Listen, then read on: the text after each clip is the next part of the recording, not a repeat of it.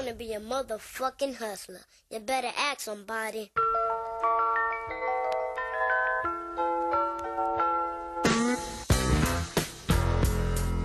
What is up, guys? You're listening to the MFCEO Project. I'm Andy. I'm your host, and I am the motherfucking CEO. Guys, if this is your first time listening, I want to welcome you. Here's what we are about. We are called the MFCEO Project because this is a project. This is not something where I make money. This is not something where we're asking you to buy shit. This is a movement. This is a project to help bring back the values this country was founded upon. Okay, are we an entrepreneurship podcast? Yes. Are we a mindset podcast? Yes.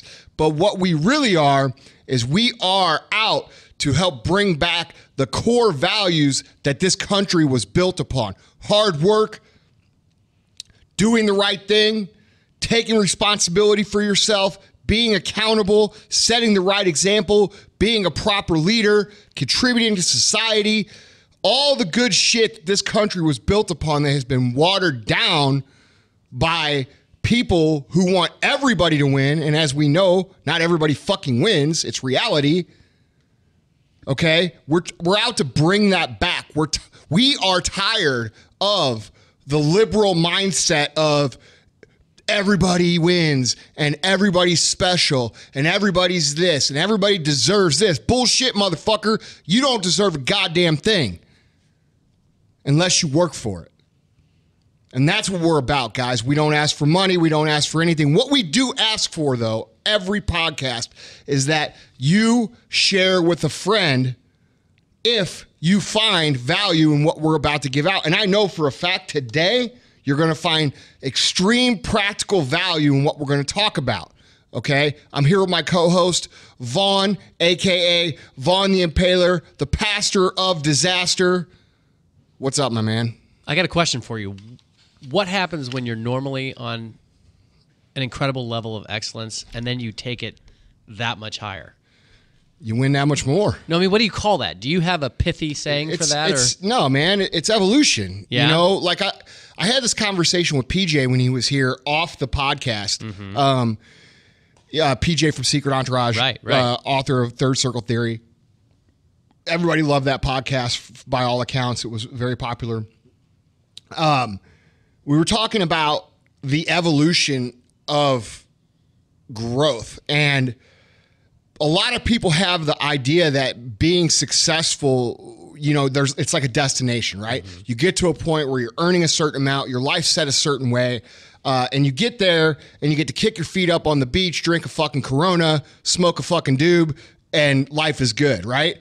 And that's never the way it is. The real guys that win, who win long term, now there's a lot of people who win short term that do that shit, but the real people, they get to a point where they're doing well, and then they use that to leverage for more for the people that care about them, the people support about them, the product they're offering, the solution they're offering, to grow all of that and scale it. You know what I mean? It's always a constant push, because in life and business, in sports, it doesn't matter. Whatever it is a competition.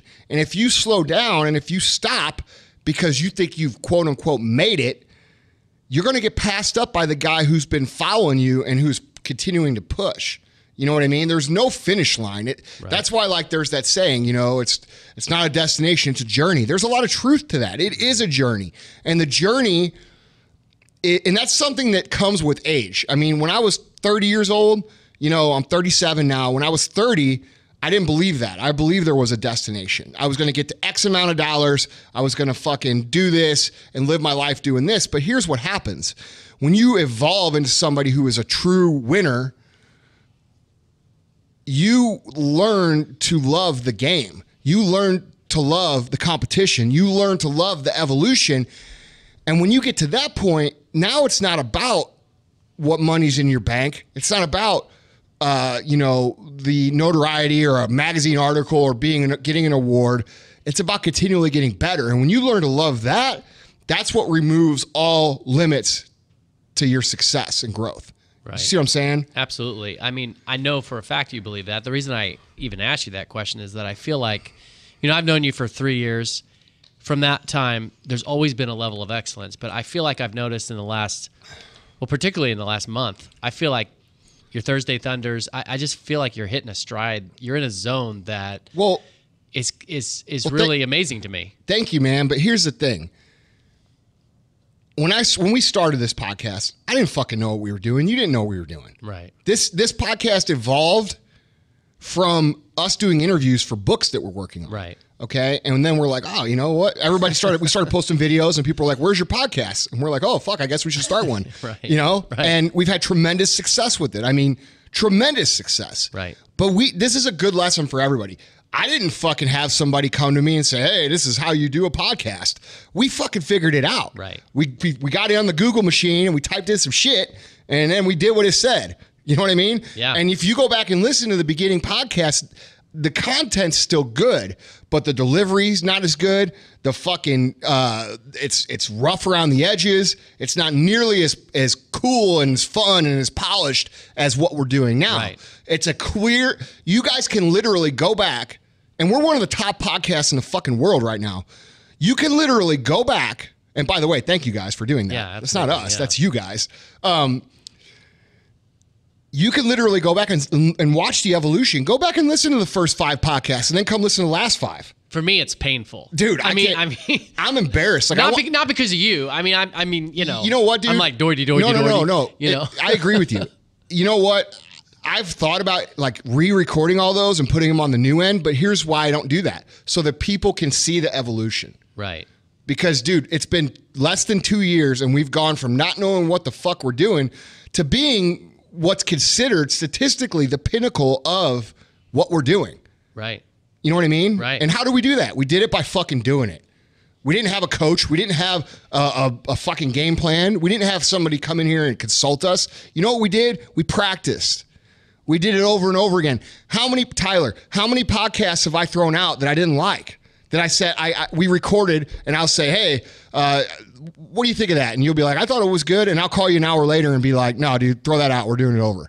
Almost every week. Yeah. Because, dude, I will not fucking accept anything less than that. Yeah.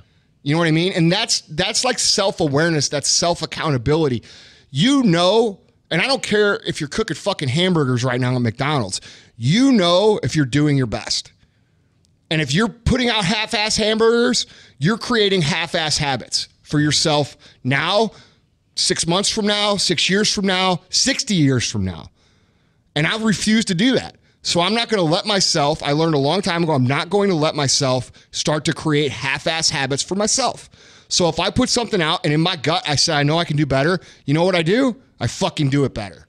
And that's it. Yeah. You know, and you guys listening right now, you have to develop the habit of being accountable to yourself. I just gave a talk on this to my whole company last night. You know, it's good to have somebody who coaches you and points out what you're doing wrong. That's great. Like when you have a great manager, a great leader who's helping you learn, you need to be receptive to learning. Too many people take criticism and they run and they cry or they bitch, say, oh, my manager's a dick. Look, motherfucker, that guy's trying to help you. That guy's here for you. That guy, if that guy didn't believe that you could do it, he wouldn't fucking say anything. You know, like if I think about when somebody gets upset with you in a leadership standpoint and your leader, your manager, your boss gets upset with you. The typical thinking is, oh, that guy's upset with me because he's greedy and he wants to make more money. No, fucker. He's upset with you because he knows you could do better. If I looked at my dog Otis and I said, hey, Otis, I want you to cook me a fucking 5-star dinner. Go to the kitchen and cook that motherfucker. And then when he didn't, I got super pissed. That would be totally illogical, right? Right. But what if I knew that he had a special skill that he could do this and he could go to the kitchen and make this dinner and blah, blah, blah. Then I would have a reason to be upset if he didn't do it. You see what I mean? Mm-hmm. People don't get upset with you if they don't believe in you.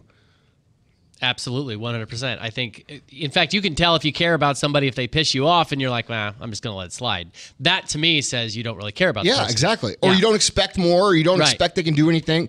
I know the people in my company are capable of a lot. You know what I mean? But so many people I see, like, I get emails all the time from people who are saying shit like, oh, my boss is a dick. Well, is your boss a dick or are you a fucking bitch? Right. You know what I mean? Mm-hmm. Because I don't know that many people who are successful leaders and bosses that truly don't care about people. You know, you have a lot of people in society that will look at successful people who have made a good living or who have become successful in business, and they'll say, yeah, they got there by stepping on everybody and they're selfish and they're greedy and they fuck people over. Well, no, actually they don't, because it's impossible to get ahead without bringing other people with you. Mm-hmm. And the reason that those people say those things is because that's what they think it is to get ahead. They will cut people off. They will cut people's legs out. They will do the dirty shit to get ahead, which is why they aren't ahead, which is why they're fucking looking from the bottom up and not the top down. Right. You follow what I'm saying? Absolutely. I remember like 2 years ago, you were quite angry with somebody. It was another part of the office here, and I said to Tyler, I said, man, I'm not looking forward to today that's going to happen to me. And in fact, I said, I hope it never does. And Tyler's response was, it will. Yeah. But it's not necessarily a bad thing. No. It's a good thing. As long as you can learn to get better from it. Right. Like, so many people in a leadership standpoint think that you're supposed to be nice to people. And that's the liberal fucking logic these days. Mm-hmm. And you know what? I've shied away from using the term liberal, but I don't give a fuck. I'm just going to start saying it. Mm-hmm. You know what I mean? It's the liberal instilled fucking bullshit mentality. Be nice to everybody. Everybody deserves a trophy. Everybody deserves to be special. Everybody's a delicate little flower with a rainbow over their head. No, they fucking aren't. And you know what? By not telling someone the exact truth about what they have or haven't done, you're holding them back in life. You know what I mean? If you're a leader, if you're in a management role, a lot of managers are so scared to say something to somebody because they're afraid it's going to quote unquote hurt their fuck your feelings. You know what I mean? This is life or death. This is survival. This is ability to earn income over the course of your life. Take care of your family. You're going to let your fucking pussy ass feelings get in the way of that? I'm sorry. If you do that, you don't deserve to succeed. If you're a manager and you're not telling people the exact truth, you don't have to be mean about it. You just tell them the truth. Mm-hmm. Like, hey, bro, you suck at this. You need to do this, this, and this to get better. And you know what? You're also good at these three things. Keep being good over here. Yeah. You know what I mean? But so many people won't do that. Instead, they try to it's like negotiating with a terrorist. They try to pump them up with positivity in hopes that they'll soon improve all these little areas over there. Well, if you pump them up with positivity and you think that he's going to improve this area over here, the motherfucker thinks he's doing a good job. Right. You see? Absolutely. I think one of the biggest issues is that I think most people don't understand, as you clearly do, that personal improvement, self-development, this is a life or death issue. This is a very serious issue. They would never think of going to a doctor, if they suspected they were sick or they had something really wrong with them. If they went to a doctor that knew exactly what was wrong with them, they had cancer, but they were like, no, you're doing fine. You're okay. Exactly. They'd be like, what? But when it comes to this self-development stuff, the things that we need to do to get better, people intuitively, they're like, no, I don't want people to tell me the truth. I want them to just make me feel good about myself. And you're completely failing somebody when you fail to do that. I think that is they want to believe that is the truth. Mm-hmm. You know what I mean? They want to believe that they are doing a good job. The mentality in America now has gone from 40, 50 years ago, hey, do the best fucking job you can, take pride in it, right, to, hey, skate under the radar and make it look like you're doing the best job you can and get by. And dude, that's a fucking terrible mentality. Mm-hmm. You know what I mean? And that's what we're trying to correct here with what we're doing. Today, I'm going to give you guys some practical information today about certain things that may or may not have to do with what we talked to in the intro. We're kind of just bullshitting right now. But what I want to talk about, guys, is the opportunity that you have when you are in business, whether you work for a business, whether you are a manager in a business, whether you're a CEO of a business, the opportunity that you have with disgruntled customers, okay? So many people these days look at disgruntled customers as an annoyance, as a pebble in your shoe, as something that, won't make or break you, blah, blah, blah. You're completely fucking wrong. Just a reality that they're going to accept. Yes, exactly. They're just thinking, oh, hey, you can't win it all. Right. and that might be true, but to go into your business and not try to win it all, you're doing something that you're selling yourself short. You're selling your people short. To me, you're doing something unethical because you have a responsibility to take care of the people in your business as much as possible. So too many people look at disgruntled customers like it's their fault. And most of the time, it's not their fault. It's your fault. And we're going to talk about some of these things today. I think the biggest thing that you need to take away from this podcast, and I'm going to say it right now, is that when people are pissed off, there is huge potential in that. And you have to be able to recognize it. If you're just the guy who writes it off or the guy who brushes it off or the guy who says, oh, that guy's a dick, you are taking an opportunity and just shitting on it. All right? I don't mean that you should be intentionally screwing things up, but what I do mean is that if you do screw things up, it's not the end of the world, and very, very, very good things can come of it. Okay? People who are loud regardless. So if they're loud about a negative situation, they're going to be loud, even more loud, if you could stop whatever negative is happening and turn it into a positive. Those people become your biggest fucking advocates because you're creating a story. All right. And what's the story? The story is this. You know what? I didn't like those guys. They did this, this, and this, but you know what? They made up for it tenfold, and now I fucking love them. There's huge opportunity in that. So just to set the stage a little bit, are we going to be talking a little bit like about mindset, like how to completely approach a situation? Well, I think the first thing you do is have to fucking adjust your mindset, right? You have to stop looking at people who are angry with your business, people who are upset with your business, people who are upset with your service or your product as a negative and start looking at it as, hey, maybe this guy has a point. What can I learn from this? How can I make this person into an advocate? How can I make my product better? All right, that's what winners do. That's what winning companies do.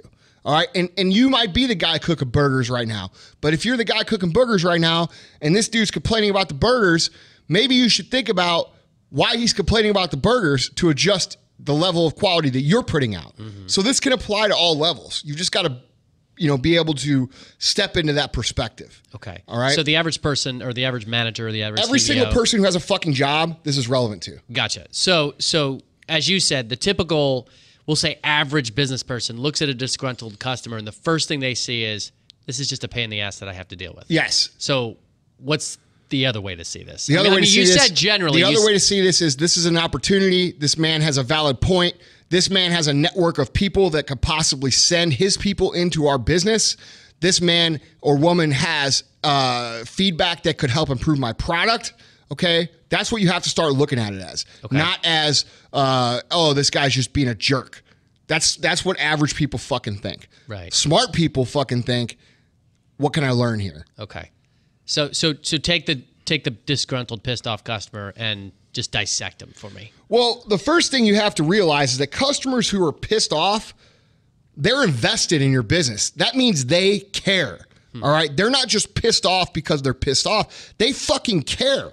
All right. And people that care are super valuable to your business because they're either going to care enough to hate your business or they're going to care enough to love your business. But either way, they care. Okay.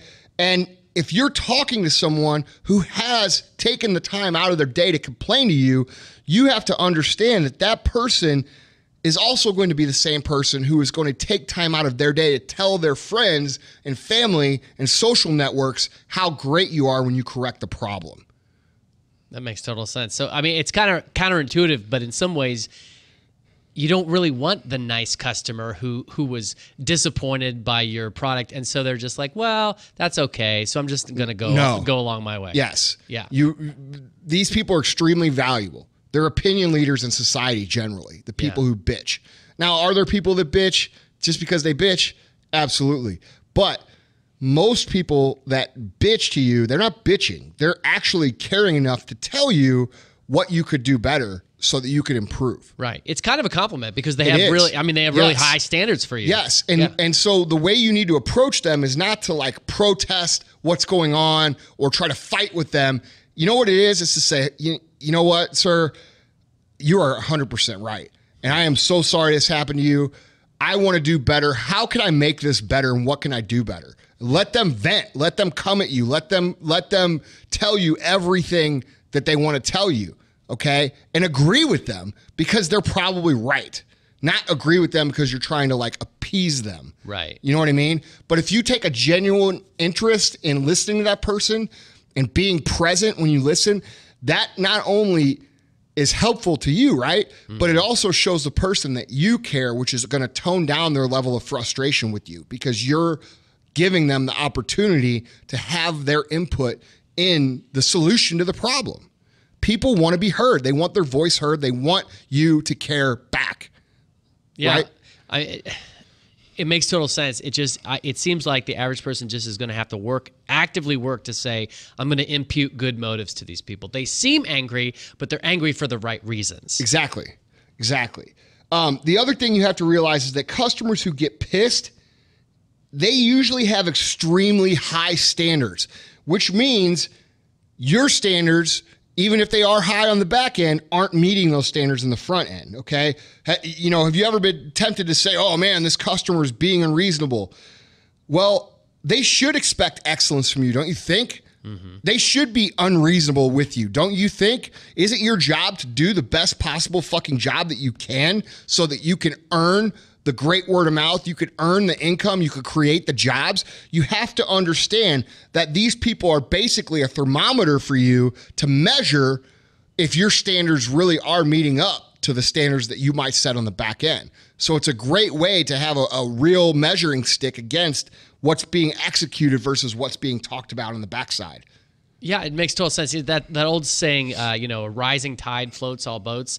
That's what I thought of when you were talking. I was thinking like, I mean, obviously you don't want a ton of pissed off customers, but in theory, based on what you're saying, if a lot of your customers are raising questions about things and pointing out things that need to be changed, their level of excellence is only going to help yours. It's going to make you work that much harder. If you have the right mindset, which is what we talked about the first time. You know, if you're not the guy who's going to stand there and be like, oh, this guy's a jerk, or this guy's an idiot, or this guy's that. And if you own a business that has employees, you have to work to coach them to not have this mindset, okay? If you're a leader right now, you're hearing this, right? And you're like, yeah, but how do I get my guys to do this? You have to put in the time educating them so that they flip the switch on this mindset, because the more customers in the door, the more money for them, the more opportunity for them, the more growth for them as well. And sometimes you have to tie that together for people. They're not always going to see that. So your job as a manager or as a leader or as a CEO is to tie together what this means to them. Okay. And if you can do that effectively, what you're going to see is these people on the front lines will grasp that concept and they will run with it, and your service levels will go up. You know what I mean? But you can't look at these people who have gripes and have issues and have frustrations, and on the backside of the, you know, you're let's say you're own a restaurant and the waiter comes in the back and talks to you. You're the manager.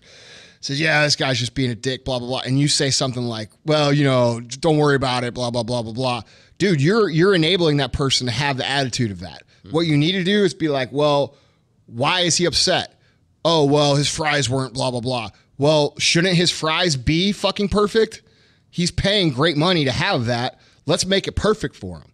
You know what I mean? Yeah. You can't, like, so many managers fuck up because they enable that bitching. They let the gripes, they get in the gripe game with them.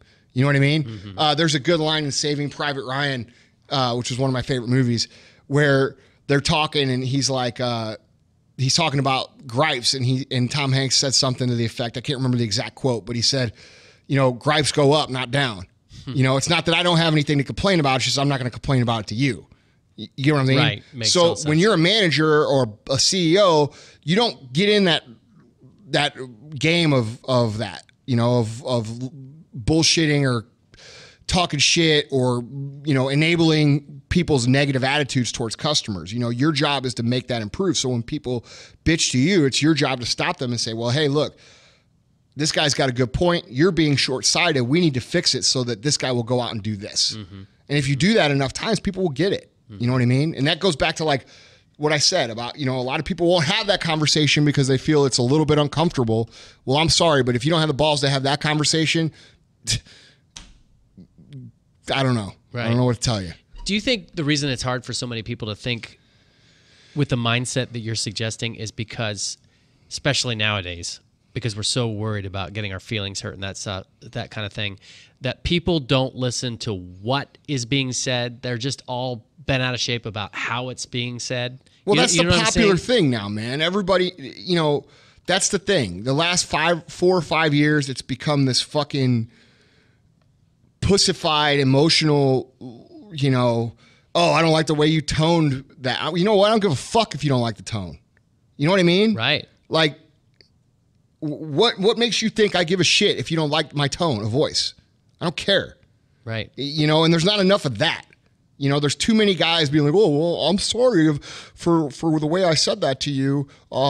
You know what I mean? Yeah. Like, here, let me fluff you with a pillow and I'll feed you grapes. Right. Like royalty. Like, dude, fuck you. Right. You don't like my fucking tone of voice? Do your fucking job right. Right. And I mean, Leadership has become pussified because they've given in to this this liberalist attitude of everybody's feelings matter and this and that. You know what? What's more important, somebody's feelings or their ability to feed their fucking family? You know what I mean? And we've lost sight of that. And people who are in leadership positions now are so worried about catering to someone's fucking pussy ass feelings than they are to actually teaching them valuable skills that could be used to create income for the rest of their life or move forward in life or progress and excel in life, that they don't ever teach those skills anymore. Instead, they're having conversations like, oh, well, I'm sorry you feel this way, and I'm sorry you don't like the way I said this. Does that shit really fucking matter? You know what I mean? It doesn't fucking matter. What matters is that you can go out and execute so that you can earn, so that you can pay, so that you can live. it makes total sense. I hear you saying when somebody comes, they could be breathing fire, they could be just like shaking their fist, but your job to be an excellent manager or an excellent customer service agent is not to ask, did they offend me? But to ask, is what they're saying true? Yeah, and what can I learn from what they're saying? Right.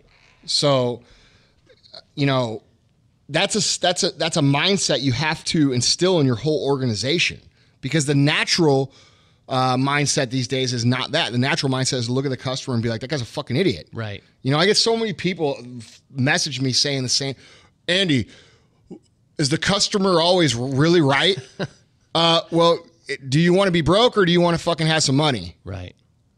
And I always ask them that in return, because yeah, the customer is always right, because you're not talking to just that customer. You're not dealing with just that customer. You don't know who that customer knows, who that customer talks to, what that customer's influence is. You have no fucking clue. You could be talking to somebody in a Hulk Hogan fucking Hulkamania t-shirt and think like, oh, this dude lives in the trailer out in the sticks, and he could run a fucking chat forum full of 10,000 other fucking Hulkamaniacs that are all going to think poorly of your business now. You have no clue who people are. So you have to treat everybody like they're fucking super influential, because the reality is they are. Yeah. And if you treat everybody like they're the most influential person that you could ever imagine, and that if this person goes out and isn't singing your praises, that you're going to fucking get buried, you will instill a culture of great service. You know what I mean? Mm-hmm. But you treat everybody like that, not just the people you think are like that. Right. So I want to be Captain Obvious. You know, we always talk about how people ask us, is this a success podcast? Is it a business podcast? Which one is it? And here's a case where, I mean, again, Captain Obvious, but here's a case where we're touching on an issue that is relevant to business, but it's also relevant to all of life. It's not an issue of, in many cases in life, it's not an issue of how you feel or your self-esteem. It's an issue of execution. It's an issue of producing results. Always. Yeah. Always.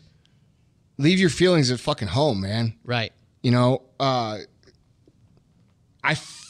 find it interesting how many younger people who are in business, I just feel like the whole emotional intelligence, the whole, be in tune with everybody's inner Zen fucking movement is so far gone the other way that it should be. Right. I mean, like, dude, should you be a nice person? Should you treat people with respect? Should you be in tune with people's morale? Yes.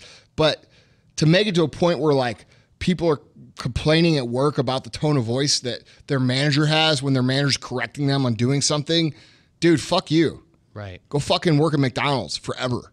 You know what I mean? Absolutely. It's just lost.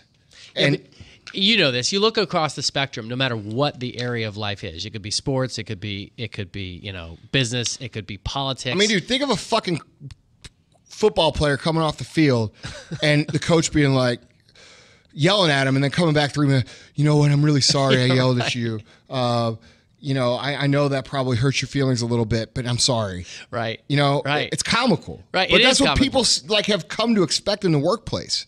I deserve this respect. You know what? You don't deserve the respect if you're not doing the fucking job right. Right. This whole feeling of I deserve entitlement. Yeah, but like if you're somebody who uses the word I deserve for anything, you're somebody who's going to have a really hard time in life. Mm-hmm. You don't deserve a goddamn thing. Right. That's the reality. Okay? Get that through your fucking brain first. You deserve nothing. You deserve no respect. You deserve no fucking living. You don't deserve income. You don't deserve fucking anything. You earn that shit. You know, and people are like, oh, well, I don't deserve respect. Not if you're not fucking earning it. That's the way the world works. I'm sorry. It's harsh. It's reality. Too many fucking people out there think that they've it goes back to what we talk about. Oh, I deserve to feel good about myself. Not if you're fucking smoking crack every day and sitting on the fucking couch eating bonbons and watching fucking reruns of fucking Jerry Springer. No, you don't deserve to feel good. You only deserve to feel good if you're fucking earning the feel good by doing the fucking work. Right. And across the board, like I was saying, nobody who's successful thinks otherwise. If you look at the people who are successful, they always take responsibility. They're not focused on, oh, this guy offended me or my feelings are hurt. They're focused on truth. That's right. And it's execution. 100%, man. Yeah. So let me restate just for people who are following here. Customers who get pissed off are customers who are invested in what you offer. You said customers who get pissed off are customers who usually have high standards. So what's the next point?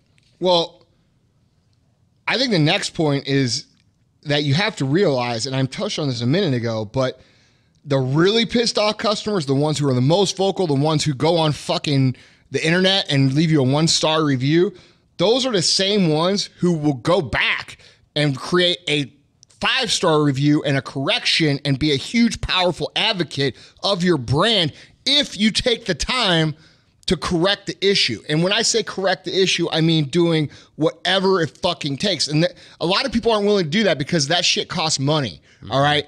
Maybe you have to send an employee out to do something for this person or send them a gift card or gift basket or something to try to correct the problem.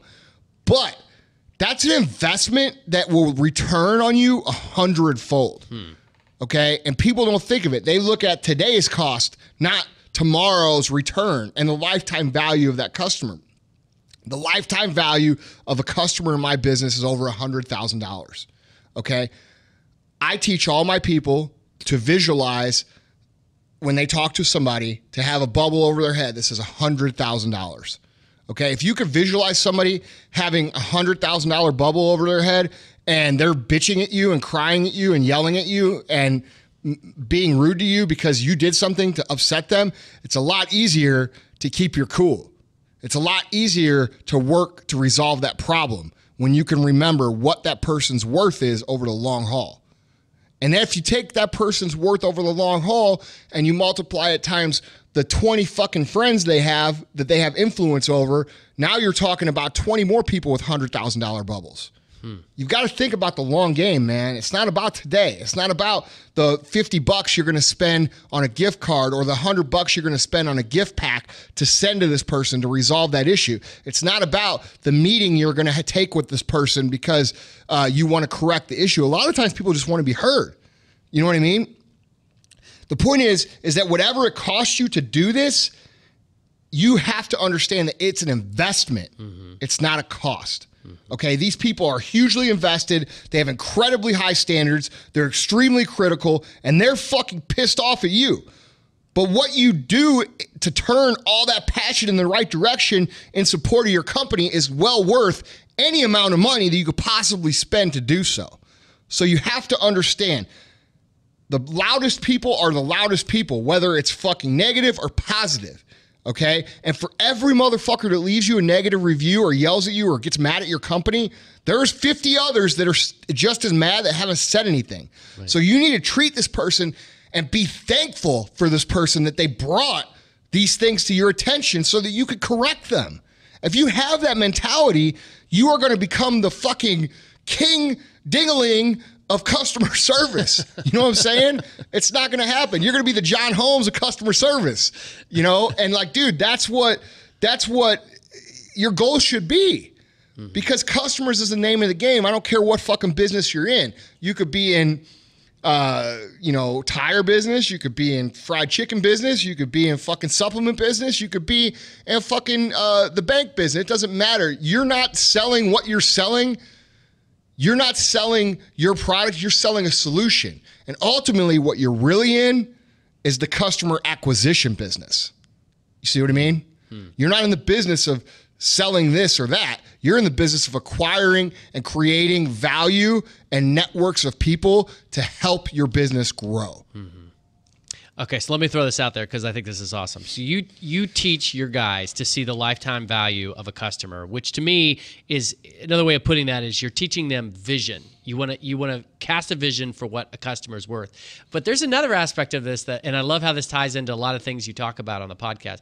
There's another aspect of this is that the people who just kind of let customers go, win some, lose some. Dude, almost most companies. Yeah. So they don't have something that you... almost most companies. Yeah, right, that sounded fucking great. Almost all companies. They don't have something you preach all the time, which is competition, a sense of competition. In other words, knowing you, I know your attitude is not just, I want you to see the customers as a lifetime value, but I know there's a part of you that says, no, we're not going to give up a customer. I'm going to look at this as a challenge.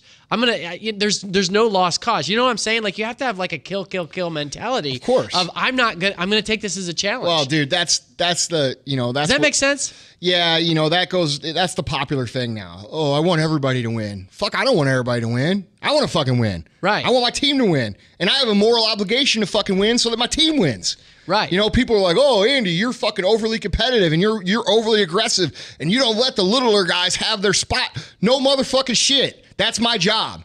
My job is to make sure that we fucking win.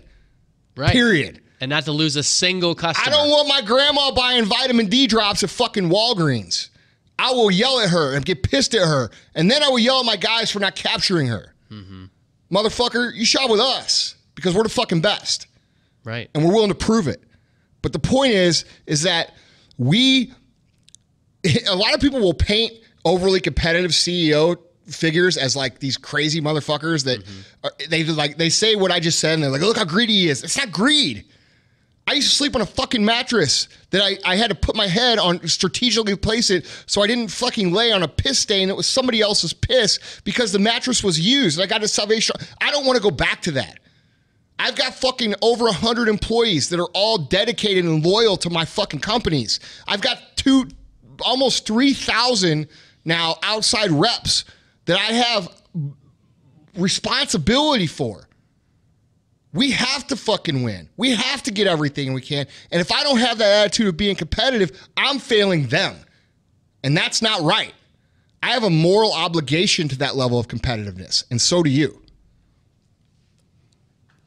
I just can't add to that. That's amazing. So, let's talk about how to really gain and turn around. Like we talked about why it's important. Let's talk about how we get these people to become advocates. Okay. Mm-hmm. First things first.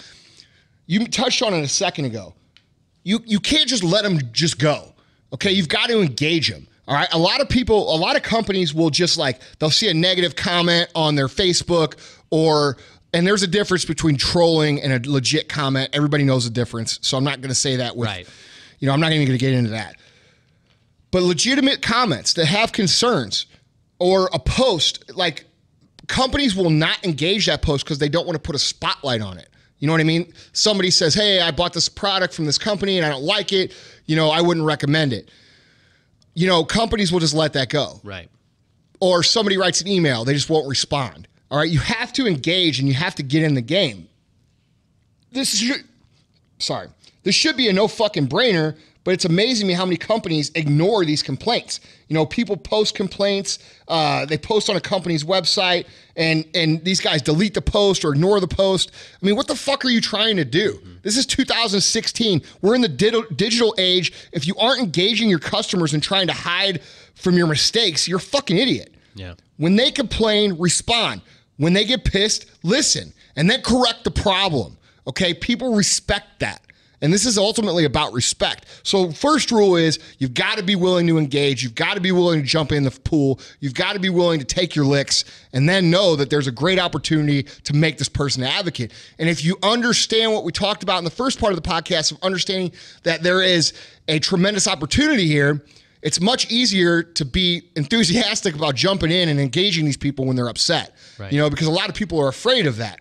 Well, that was the point of the first half of the podcast, and make sure that you understand that this is a situation that is going to result in a tremendous amount of good for your company. If you could grasp that concept and understand that concept, it's a lot easier to jump in and engage when these people are upset. You see what I'm saying? Yeah, it's hard to get inside the minds of people who don't engage. But I mean, do you think in a way that when companies just, you know, delete somebody who has a negative comment or just tries to ignore it, I mean, is that essentially this, especially in today's day and age with the social media, is that just telegraphing to everyone that you're not confident in your product? I think it says everything you need to know about the company. Yeah. I think it says, A, they don't care about you. B, they don't give a fuck if you buy the product once or 1,000 times.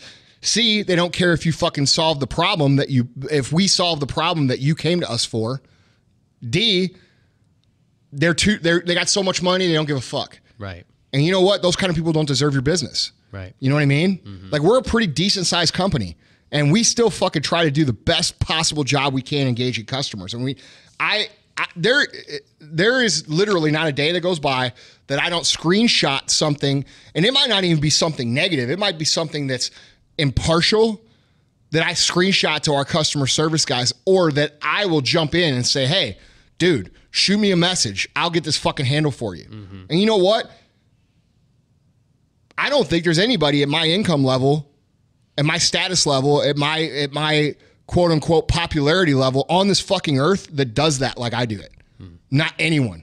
Not anyone. Not fucking Richard Branson, not fucking Tony Robbins, not fucking Gary Vee. Gary Vee's pretty good, but bro, I'm better than you at that. It's just the way it is. Yeah. But he's, you know, I'm engaging. I'm finding people who are pissed off, and I'm working those people. You know what I mean? Yeah. Something you've told me before, I feel like a couple months ago. And that's not a knock on Gary Vee. He's pretty fucking good. Yeah. I would say he's probably second best to me in that aspect. He's a guy who makes a lot of money himself. He's worth a fucking lot of money, and he still fucking cares. But like, dude, I'm in the fucking trenches every fucking day. Every day. Right. You know, and if you're a small business owner and you're not in the trenches, like, you know, I don't know how to say this without saying it, but like I've seen some small business owners lately who are quote unquote competitors of mine, I guess. Not really. They're like annoyances, but the point is like I've seen them, and on the fucking Friday night, Thursday night, they're at the fucking lake, or they're at the fucking beach, or they're here, or they're there. You know where I am? I'm on the motherfucking internet talking to people about fucking this. That's why we fucking win.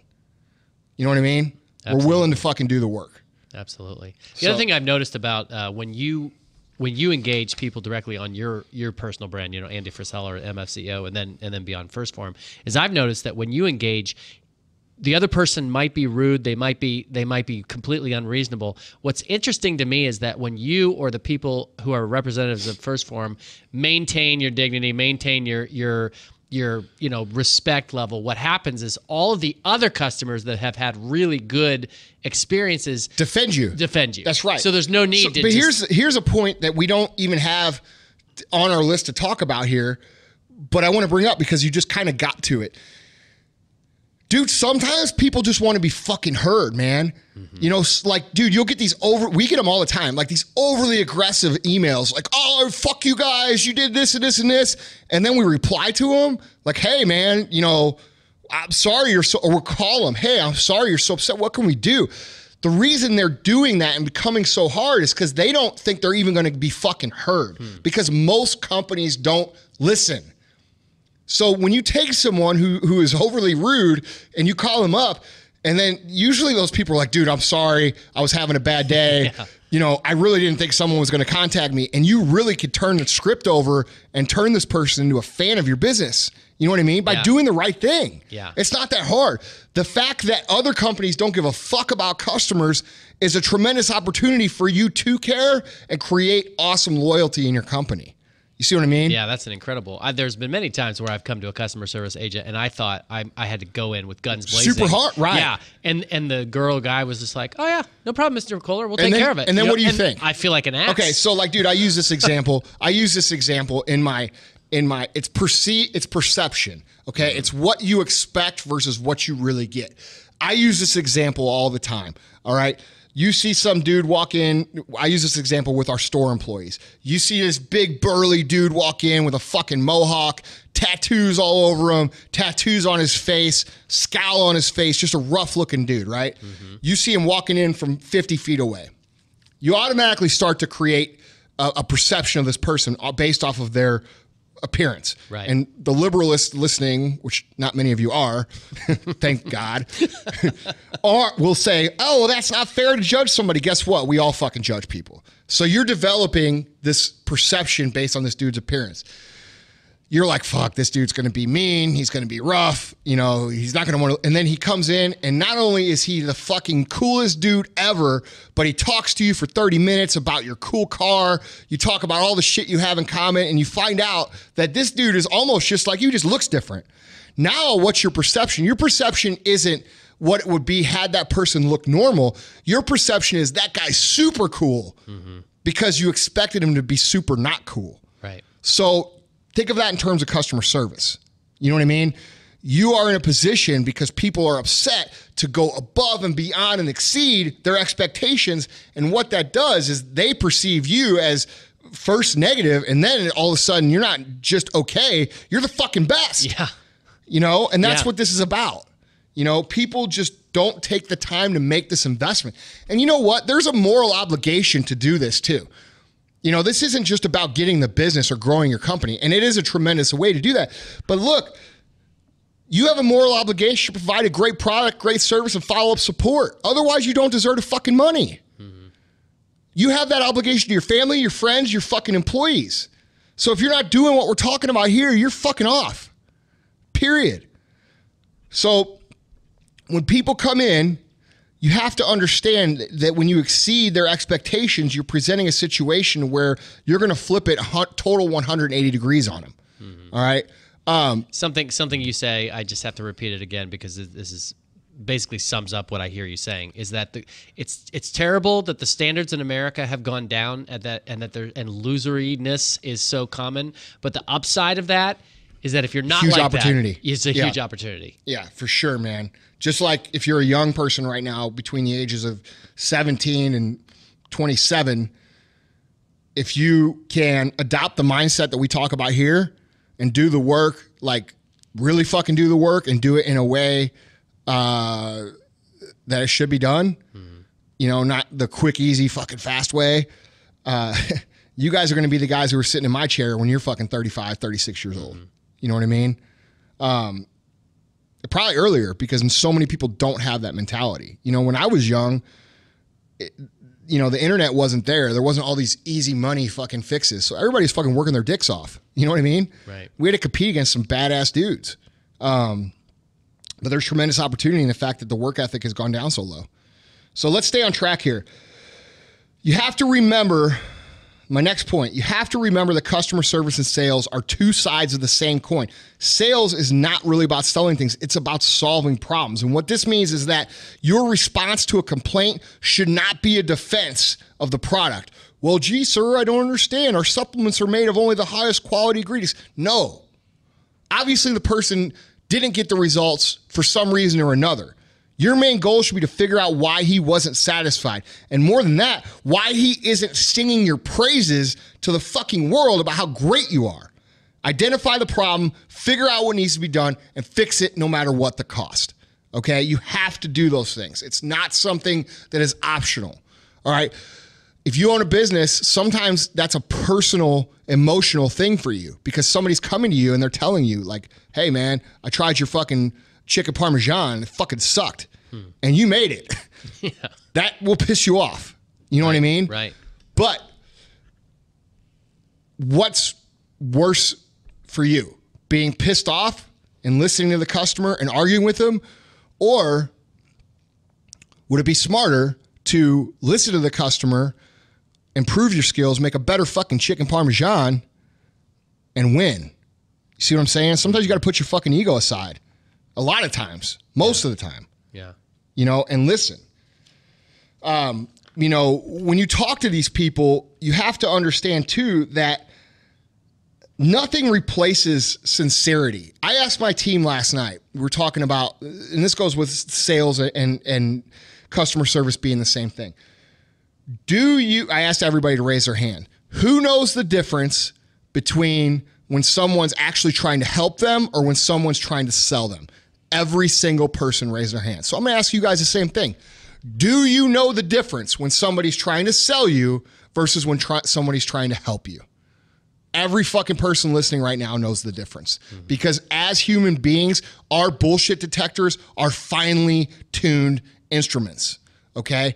We know when someone has our best interests in mind, and we know when someone's trying to sell us shit, all right? You have to put the customer first. You have to put their interests first. You have to put their problems first. And you have to be genuine in your intent to fix them. That means not trying to manipulate them into buying more shit or marketing for you. But if you're genuine in your intent to do the right thing with these people, they sense that. Nothing can replace sincerity. People know when you're being honest, when you're being true, when you're being sincere. And that is one of the most powerful things that we could talk about. You know, when companies send out these bullshit pre-written emails about, you know, oh, Mr. Jones, I'm sorry that you had this problem with our company, blah, blah, blah, blah, blah. Dude, that's just pouring gas on the fucking fire. You know what I mean? If you're a small company, this is easy to do because it's easy to care when you're small. But if you're a big company, how do you get people to fucking care? Well, you have to instill a culture of caring.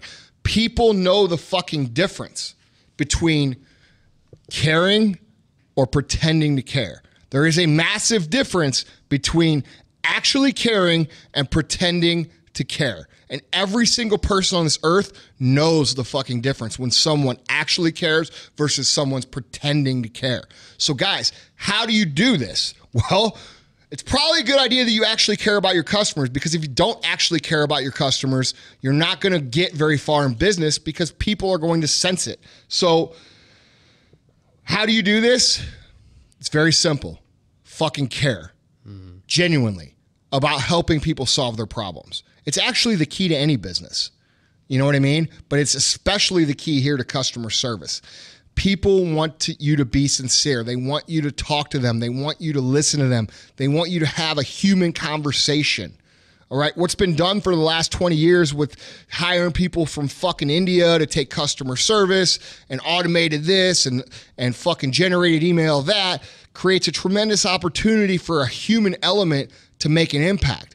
If you call somebody on the fucking phone and say, hey, Mr. Jones, this is Andy Frisella, CEO, First Form. How are you doing, man? I see that you're very upset with the company. I just want to extend my sincere apologies to you and ask you, you know, first of all, I want to know what the problem is. Second of all, I want to know what I need to do to fix it. You know, so what did we do wrong? I want to fix this not just for you, but for everybody. You know what I mean? Makes total sense. That's sincere shit. Yeah. Not, hey, Mr. Jones, this is a automated email from CEO who says that I give a fuck, but I actually fucking don't.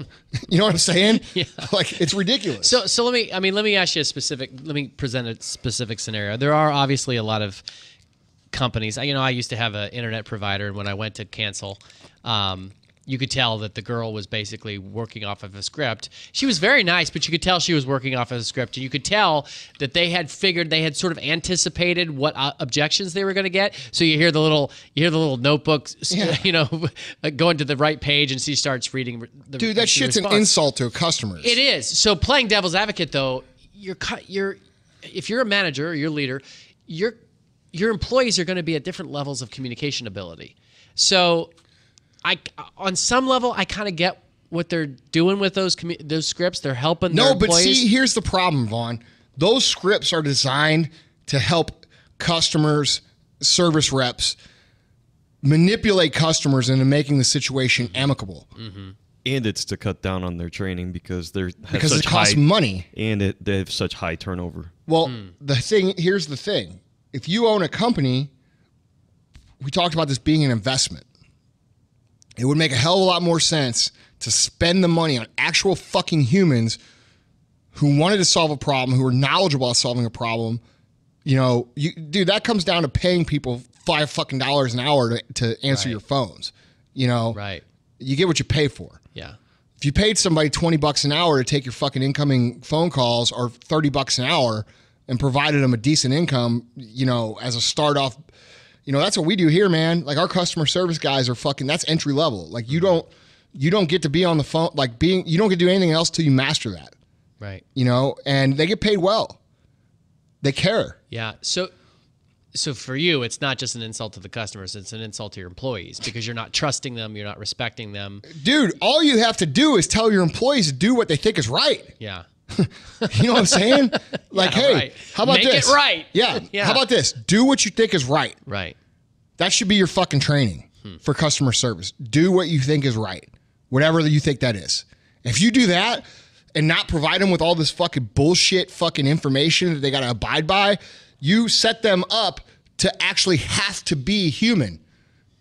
You see what I'm saying? Yeah, absolutely. I'm just laughing because I'm hearing Mr. Asterisk Hole going, "Oh, Andy, all right. So you're telling me that if somebody makes a $100 mistake, you're going to empower your employees to give away $50,000 worth of Well, if supplements. If somebody thinks that, they're a fucking moron.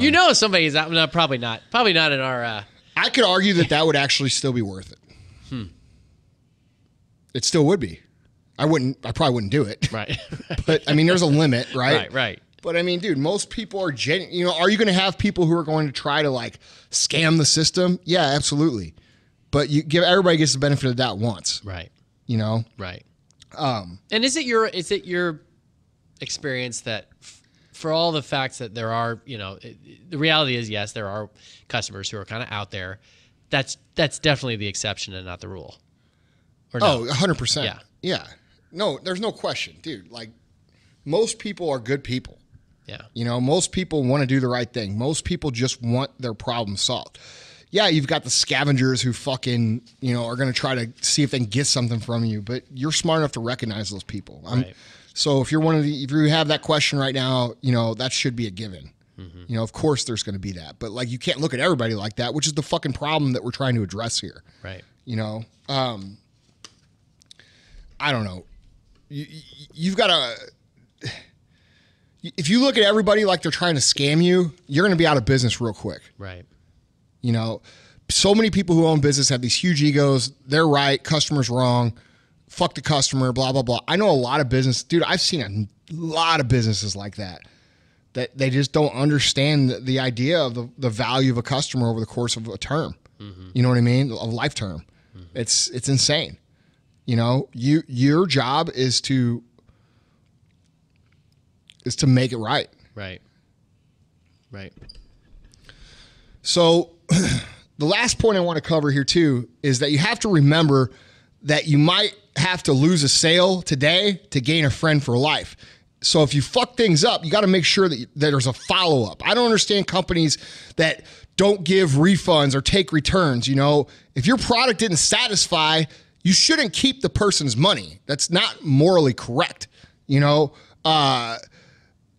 it comes down to it, you shouldn't hesitate to give people their money back. But here's the thing.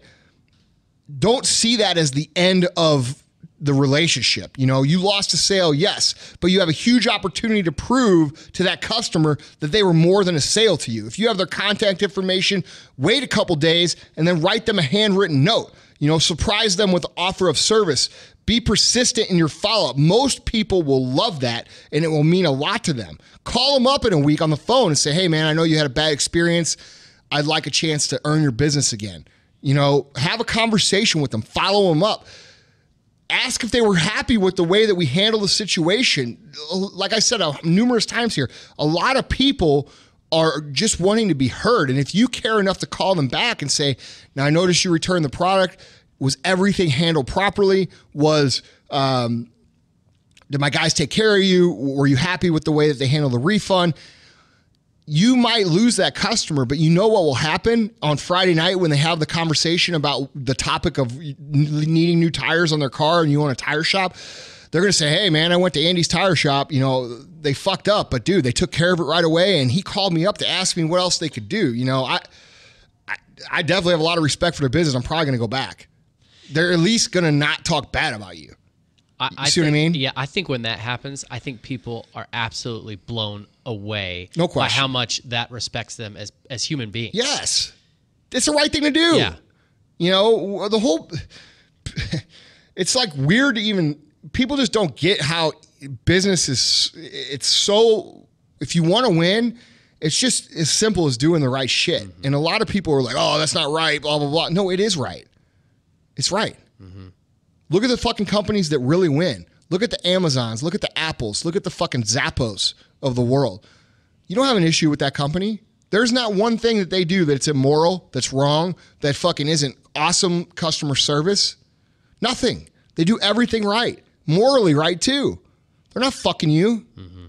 Oh, well, Apple charges $3,000 for a laptop. Yeah, but they also fucking provide an awesome product and follow-up service and give you everything you fucking need and make your life a lot easier. I think they should probably charge more, in my opinion. You know? Right. Guys, you have to understand, though, that when you can do this to people, when you could take somebody and follow up with them who was pissed off and make them happy, they're going to be super fucking passionate about your brand. That's how you create a loyal following. These opportunities that we're talking about in this whole podcast,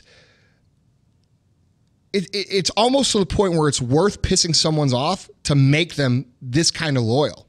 You know what I mean? You have to swing them, you know, one way sometimes to get them the whole other way. And I'm not recommending you do that because it's not good business, but I'm just saying you certainly shouldn't look at somebody who's angry as a fucking negative thing. You should look at it as a positive thing. You should look at it as an opportunity. And if you could teach that culture and instill that culture in your business, that, you know, today you might lose the battle, but tomorrow we're going to win the fucking war because we care, you're going to win the war. Mm-hmm. And lots of small businesses struggle with this idea. But if you, like I said, if you look at any big business, Nike, fucking Under Armour, Apple, Zappos, Amazon, these big ass giant behemoth companies, you don't have issues with those companies.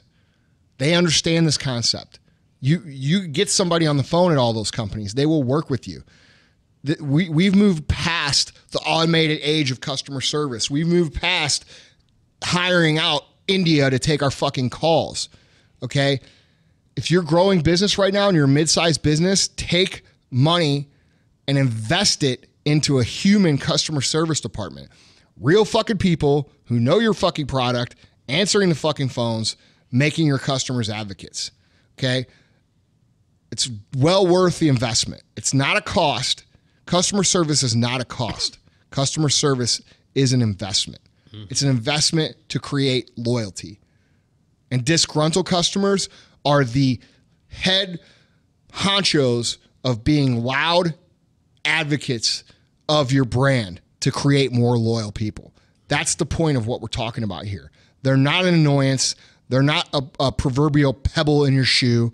They're not somebody who's a jerk. They're not unreasonable. They are a thermometer for you to gauge the quality of what work you are doing. So guys, instill that culture in your people. Take the time to educate your people on this aspect, and you will see an immediate return within 90 days of you guys instilling this and executing on this perfectly. But it has to be from the heart. Like I said, people know the difference when they're cared about or being pretended to be cared about. They know the difference between when you're helping them or when you're trying to sell them. Okay? You have to do this from the heart. If you don't do it from the heart and you don't actually care, it will not work. It'll blow up in your fucking face. So if you don't actually care about your customers, I would not implement the human element, because it's going to be an amplifier for you not caring. But if you actually care, show it by putting real people, making the investment, giving them the right information, allowing them to vent, doing all the fucking things we just talked about. All right? You'll be happy you did, because it will grow your fucking business. I'm curious, what do you think the application of this business principle is to just success in life in general? It's very parallel. I would say your ability to take criticism and understand, even when someone's trolling you or being overly negative because they don't like you, they're clearly pointing out your weaknesses. And if you're unemotional and be able to stand back and look and say, all right, that's a weakness of mine. That's a weakness of mine. That's why he's pointing at those things. And to strengthen those things in your company, how can you not win? You know what I mean? Absolutely. What about your personality? Oh, you're this, you're that, you're this. Well, you know what? People are picking on you on those areas because they perceive that as a weakness. Maybe you should take a look at those things. Maybe you should look in the mirror and say, hey, am I this or that? Do I need to work on this? Of course there's people who are assholes, but there are people who will tell you shit, AKA real friends, that you can't just write off. Because like today, what's the popular thing right now? Oh, everybody's a hater. Right. Oh, all these fucking haters. No, maybe they're just telling you the fucking truth. Maybe you need to listen to them. Maybe you should take that information, even if it's being presented in a negative way, and use it to construct a better you. You know what I mean? This all the shit we talk about in terms of a business, but you are, which is the basis of this podcast, you are the entrepreneur of you. You are the CEO of you. You are in charge of the evolution of you. So if you can take criticism, even criticism that's not meant to be constructive, and use it to be constructive, you're going to be that much better off. And I think that's how this might apply to life. I think so. What I love the most about what you're saying, and what I think is truly revolutionary, is that the average person, the everyday man on the street, knows that old saying, there's a thin line between love and hate. They know that it's easy for passion to suddenly go sour and piss people off. But what I hear you saying is that the truly successful person, the elite companies, know that the opposite is true too, that you can take all of the negative energy and convert it into positive. Dude, people with a megaphone mouth have a megaphone mouth positively or negatively. You want all the megaphone mouths on your fucking team. You know what I'm saying? Absolutely. So, in this day and age, it's not just a megaphone mouth. It's the dude with flames tattooed on his fucking fingers, like the keyboard warriors. Right. But exactly. dude, you want to win them. Yeah. And you win them by doing right. Yeah. It's hard to fucking hate somebody who does everything they can for you. Right. So guys, look, quit looking at customers as a fucking annoyance. Step up, be a fucking badass motherfucker. Make these people part of your team. They're the biggest advocates you could have. And I want to touch on this, if you found value in what we just talked about, please share my podcast with your friends. Okay? There's lots of people out there who are tired, sick, annoyed, frustrated with the way things are going in society. This is called a project because we are passionate about trying to change that mentality.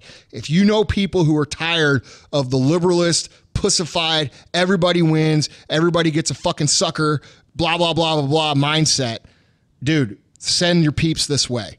All right? We're trying to change it. We're creating a community. This isn't just a podcast. It's a fucking movement. All right. And I appreciate you guys for being a part of that movement. But if we're going to fucking do this, if we're going to swing society back the other way, it's going to take all of us working together. So guys, bring your homies. Love you guys, and we'll talk to you next time. This is for the G's and this is for the hustlers. This is for the hustlers, now back to the G's.